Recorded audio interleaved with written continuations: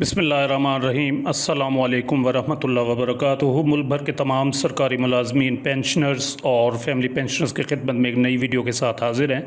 नाज़रीन ग्रामी, इस वीडियो में रेस्टोरेशन ऑफ पेंशन या पेंशन बहाली के हवाले से बात की जाएगी कि उसका क्या तरीक़ाकार है, बहाली के बाद पेंशन कितनी बन जाती है, उसमें कितना इजाफ़ा होता है, कौन सी तारीख को कितने अरसे बाद जो है वो पेंशन बहाल होती है, और इसके अलावा पेंशन बहाली के लिए दरख्वास्त देना पड़ती है या ख़ुद ब खुद जो है वो बहाल हो जाती है।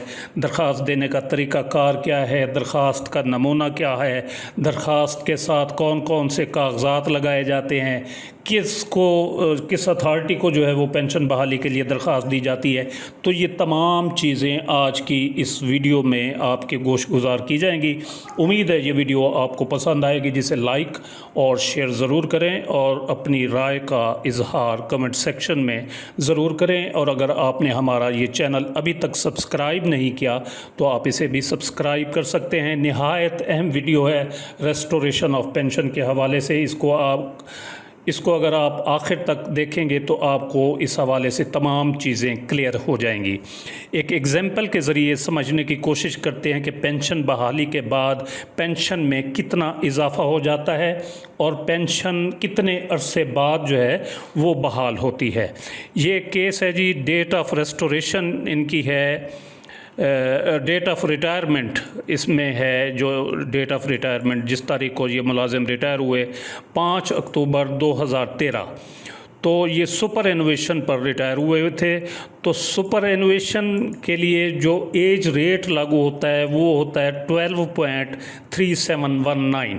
यानी इसका मतलब ये होता है कि इस मुलाजिम ने 12 साल के अरसे के लिए अपनी पेंशन गवर्नमेंट को फ़रोख्त करके पैसे जो हैं वो एडवांस में ले लिए, जो कि ग्रेजुएटी या कम्यूट की शक्ल में पैसे मिलते हैं। तो 5/10/2013 को इन्होंने 12 साल के अरसे के लिए अपनी पेंशन कम्यूट कराई। तो इस लिहाज से इनकी डेट ऑफ रेस्टोरेशन बनेगी 5 अक्टूबर 2025।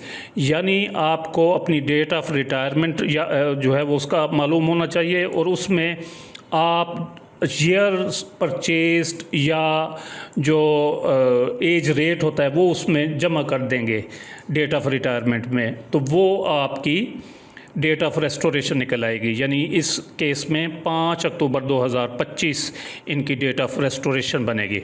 अब इस वक्त जो पेंशन वो ले रहे हैं वो है जी 65,370 रुपये। ग्रेड 15 में ये मुलाजिम थे, रिटायर हुए थे, तो इस वक्त ये पेंशन ले रहे हैं 65,370 रुपये, और इसमें ये मेडिकल अलाउंस शामिल है। मेडिकल अलाउंस की अमाउंट है 3,498 रुपये। तो मेडिकल अलाउंस के अलावा जो पेंशन बचती है, जिसे नेट पेंशन कहा जाता है, और आजकल उसको गवर्नमेंट ने बेस लाइन पेंशन भी उसके लिए टर्म वाज़े की है, तो वो 61,872 रुपये बनती है मेडिकल अलाउंस के बग़ैर। अब रेस्टोरेशन का फार्मूला ये है, सिर्फ ये अमाउंट निकालने का है। इससे आपको अंदाज़ा हो जाता है कि इतनी पेंशन बहाली के बाद हो जाएगी। ये एग्जैक्ट फिगर नहीं होता, इसमें कुछ थोड़ा बहुत जो है वो फ़र्क आ सकता है। जो अकाउंट्स ऑफिस के जो लोग होते हैं वो हिसाब किताब लगाते हैं, तो उसमें और इस फार्मूले में थोड़ा बहुत फ़र्क होगा। 100-200 का, 500 का, इवन 1000 तक का भी आ सकता है। लेकिन इससे आपको एक अंदाज़ा हो जाता है रफली कि आपके पेंशन बहाली के बाद कितनी हो जाएगी। तो उसका तरीक़ाकार ये है कि आप जो पेंशन ले रहे हैं उसमें से मेडिकल अलाउंस नफ़ी कर देंगे, तो वो पेंशन लेंगे और उसको 100 से मल्टीप्लाई करेंगे और उसको डिवाइड करेंगे, यानी तकसीम करेंगे अनकम्यूटेड पोर्शन ऑफ पेंशन। तो पेंशन जो कम्यूटेड पोर्शन था वो 35 था, और अनकम्यूटेड साफ ज़ाहिर है वो बना 65%। तो 65 पर इसको तकसीम कर देंगे। तो existing pension without medical allowance बनी है जी 61,872 रुपये मल्टीप्लाइड बाई 100 डिवाइडेड बाई 65। तो इसको जमा तफरीक करने के बाद जो रिज़ल्ट आया वो आया जी 95,188 रुपये। अब इस 95,188 में जो मेडिकल अलाउंस है वो दोबारा जमा कर देंगे। तो इस तरीक़ाकार के मुताबिक इनकी बहाली के बाद पेंशन बन जाएगी 98,686 रुपये। जो अकाउंट्स ऑफिस हिसाब किताब लगाएगा हो सकता है उसमें 98,500 हो, या हो सकता है उसमें 98,800 हो, या इवन 99,000 हो जाए, या इवन 98,000 हो जाए। तो इसका आपने वो यानी इसको जवाज़ नहीं बना लेना कि हमारी पेंशन इतनी बनती है।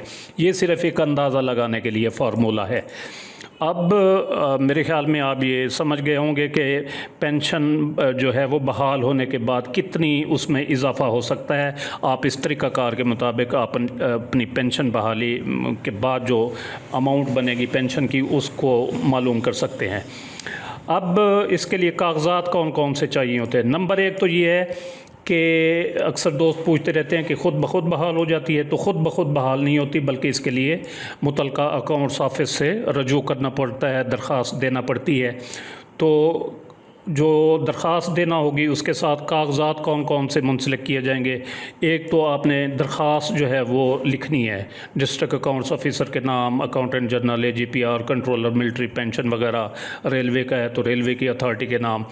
तो इस दरख्वास्त का नमूना क्या होगा वो मैं आगे चलकर यहाँ पर आपको बताता हूँ। ये नमूना भी दिया गया है जिसमें जो सेल्फ़ पेंशनर है उसका अलहदा है और फैमिली पेंशनर के लिए अलहदा है। फैमिली पेंशन की भी जो है वो पेंशन बहाल होती है। इसके अलावा शनाख्ती कार्ड की कापी लगाएंगे आप साथ, और PPO लगाएंगे, पेंशन पेमेंट ऑर्डर, और आखिरी माह की पेंशन स्लिप लगाएंगे, और बयान हल्फी का नमूना क्या होगा वो भी आपके साथ शेयर करते हैं। तो ये 4-5 चीज़ें हैं, ये आपने पेंशन बहाली की दरख्वास्त के साथ लगानी है। दरख्वास्त का नमूना ये है, ये आप देख सकते हैं। ये सेल्फ़ पेंशनर के लिए पहला पेज है और दूसरे में फैमिली पेंशनर है।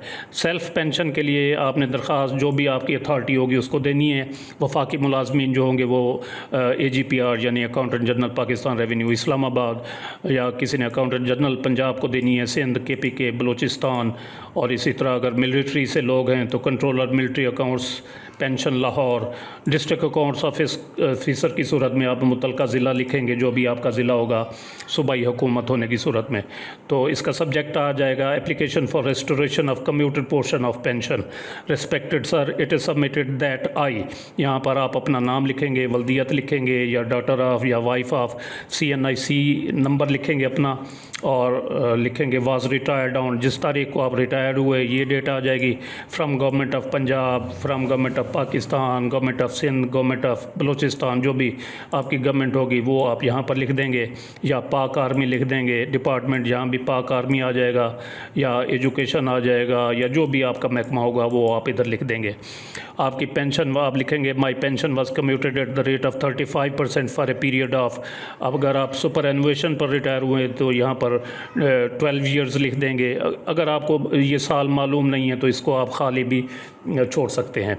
तो आगे लिखा हुआ है कि now the commuted period and years purchased have been completed, it is therefore requested that commuted portion of my pension please be restored according to the rules and increases announced by the government during this period from the date of retirement to the date of restoration may also be granted as admissible under the rules। यहाँ पर अपना नाम लिखेंगे, PPO number, CNIC number, शनाख्त address और mobile number अगर आप देना चाहें तो दे सकते हैं। इसी तरीक़ाकार के मुताबिक फैमिली पेंशनर की ये दरख्वास्त आगे है। यहाँ पर आप अपने जो है वो जो भी आपका जिसकी पेंशन ले रहे हैं उसका नाम लिखेंगे कि it is submitted that my husband, wife, father, mother namely, उसका नाम आ जाएगा, उसकी वल्दियत आ जाएगी, वाज रिटायर्ड ऑन फलां डेट को रिटायर हुए। और उसके बाद pension was commuted at the rate of 50%, 45, 35। तो उसके आगे भी यही तरीक़ाकार है कि उसके जो हैं वो अब साल मुकम्मल हो गए हैं, तो इसलिए मेरे हस्बैंड की, वाइफ की, फादर मदर की पेंशन जो है वो मेरे उसके हक़ में बहाल की जाएगी। नीचे नाम वगैरह CNIC वो लिख देंगे। तो ये आ गया जी, दरख्वास्तें आ गई है। आप इनमें से कोई सी एक दरख्वास्त लेकर, और ये जो चीज़ें हैं शनाख्ती कार्ड की कापी, PPO, आखिरी माह की पेंशन स्लिप और बयान हल्फी, ये आपने साथ लगा देना है। बयान हल्फी ये दिया हुआ है, ये पहला जो है वो सेल्फ़ पेंशनर के लिए और दूसरा फैमिली पेंशनर के लिए। तो जो भी आपको ज़रूरत हो वो आप डाउनलोड करके लगा सकते हैं। ये तमाम कागज़ात जो हैं वो आप डाउनलोड कर सकते हैं। वीडियो की डिस्क्रिप्शन में डाउनलोड लिंक दिया गया है, आप उसको क्लिक करके ये चीज़ें डाउनलोड कर सकते हैं।